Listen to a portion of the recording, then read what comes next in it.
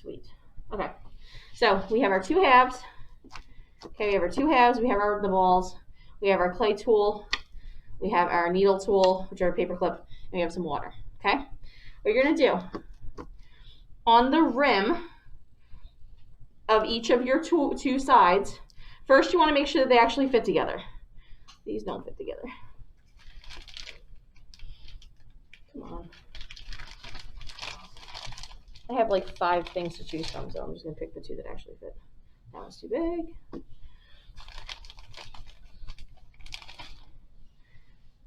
There we go. That's much better. All right. That's good enough. Okay. You're going to make sure they fit. You are going to slip and score both sides. So I'm going to take my needle tool, which is my paper clip, and I'm going to scratch up the rim on both sides.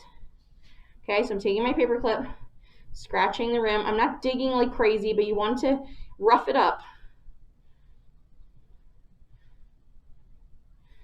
And then once you have it all scratched up, you're going to slip it, which is just a little bit of water.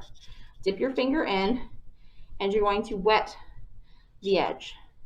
Now, if you wet the edge and your score marks kind of disappear, what I do is I wet the edge and then I go back and I rough it up again. Because now this water took that extra and those little bits of clay that you scratched, and it made it into like a glue, like, which is this slip. So you really want to make sure your edge is nice and roughed up. Okay. Okay, and I'm going to do it to the other side too. Scratch, scratch, scratch.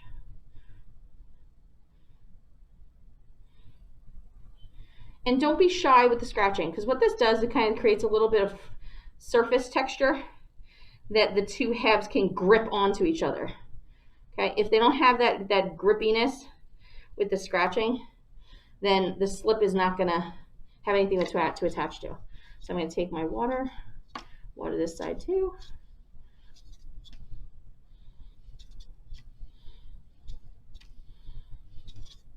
And again, if my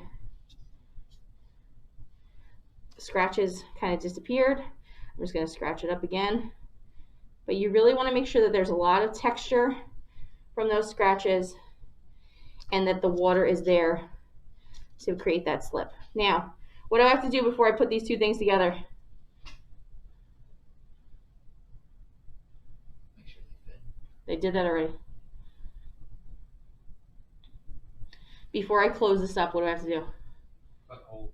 Nope. That's after later. Anybody? Make sure your beads are... There you go. We got to make sure our stuff is on the inside. So I'm going to take my beads. I'm going to place them on the inside.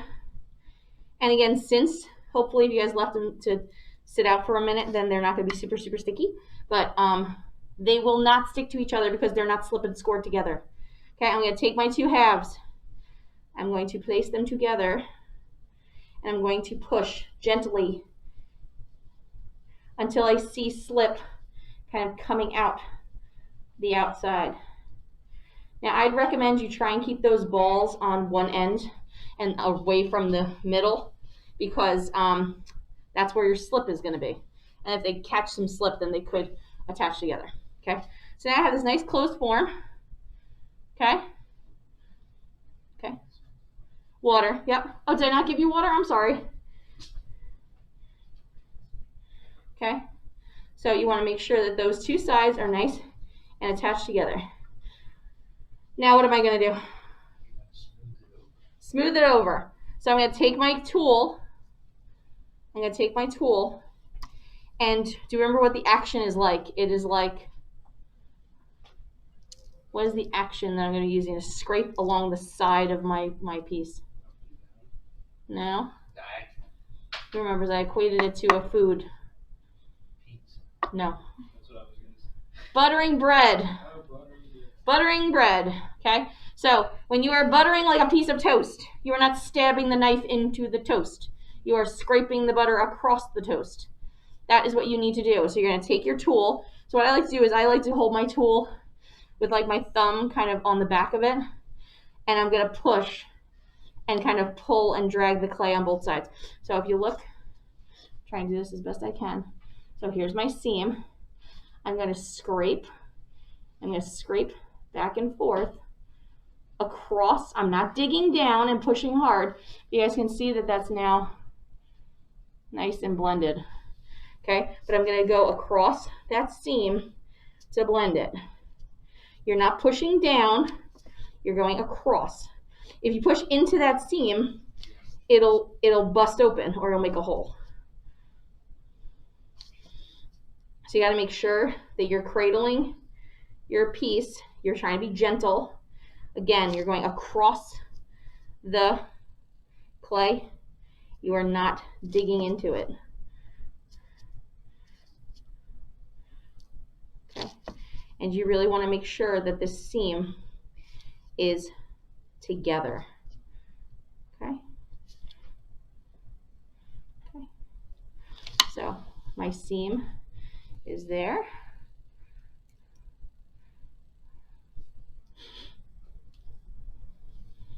And if I listen, I can hear my things are on the inside. If they dry out a little bit, they'll shake around a little bit more. But for right now, I know they're in there. I heard that they were loose, so that should be good. But now I have this nice shape. What are we at here? 11:30? Oh, perfect. What's up? No. Nope. You're just using the wood. So you're using the carved, the rounded part on the other side, and you're scraping back and forth across that seam. So if you guys look at my piece, I have this nice sphere. Boop, boop, bop. So I have this nice form.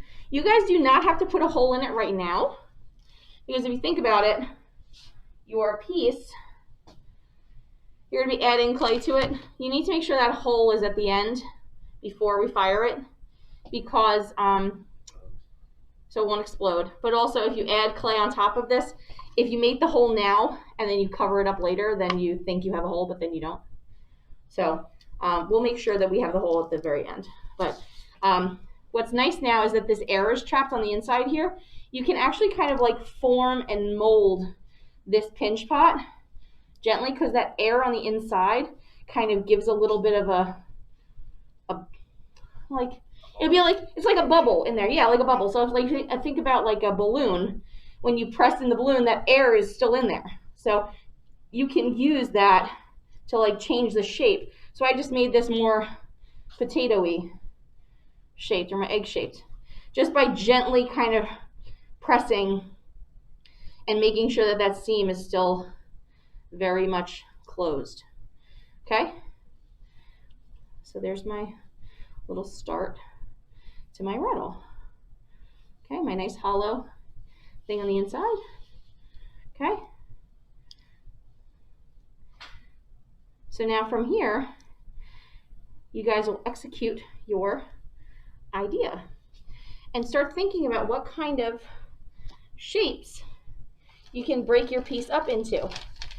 If I wanted to make like a dog or something like that, you know, I might start with like a piece. You know, I might start with like a piece, I'll slip and score it, and I'll smooth it out, and then try to form it and shape it. Okay, so you could start with like kind of a big piece of clay, like a lump, but then you can go back in and refine it. Okay, so that's kind of how I do it. Just pay attention that you're not adding so much clay on the outside, because you don't want a 2.5 pound rattle, okay, which is how much clay you have. So I'd say use your clay a little at a time to build that shape. And again, if you can alter your shape of your piece before you start adding clay to it, then I would do that too. So like, you know, squeezing it and getting it to the shape that you want as a base would be helpful.